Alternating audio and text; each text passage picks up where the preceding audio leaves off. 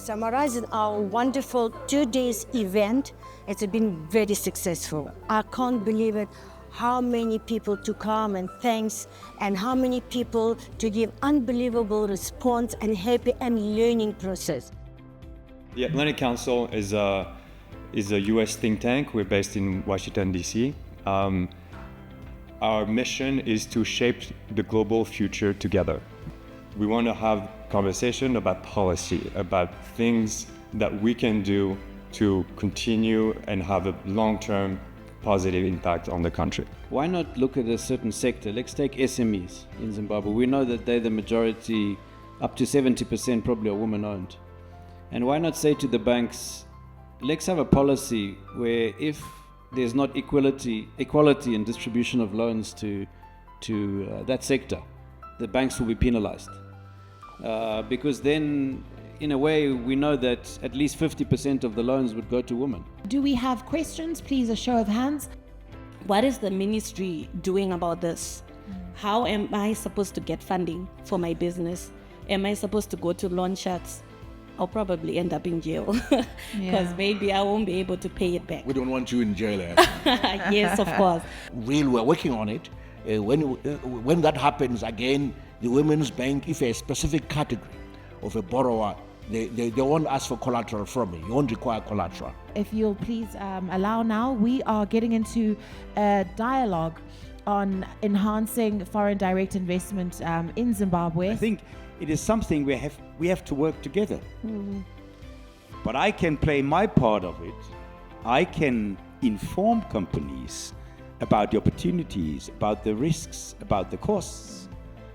But the government has to do their part in order to reduce the risk, the costs, and create a lot of opportunities.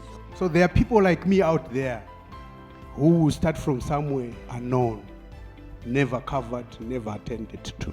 So the policy mix of government of Zimbabwe must not be selective to say we've got Harare entrepreneurs, we've got Bulawayo entrepreneurs.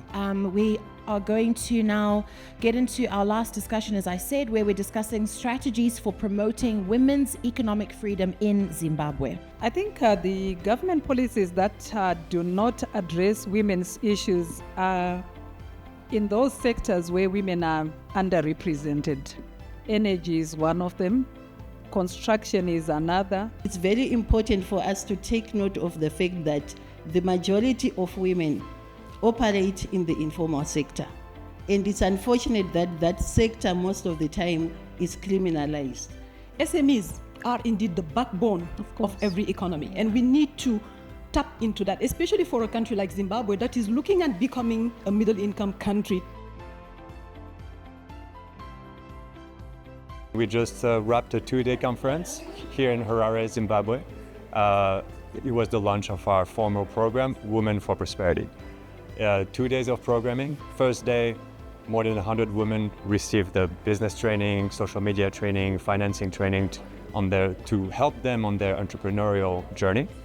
And today was a policy conversation on how we can improve the situation for women in this country in terms of economic rights and in terms of accessing finance. We also looked about how the country of Zimbabwe can attract more investment from abroad to help the country achieve its vision, its 2030 vision of becoming a high middle income country. The women are ready to soar, the women are ready to prosper, and Zimbabwe is ready. So we're super excited about the launch of the Women for Prosperity program here in Zimbabwe. We cannot wait for what we can do in the next 10 years. Thank you everyone for being here with us, and looking forward to the next one.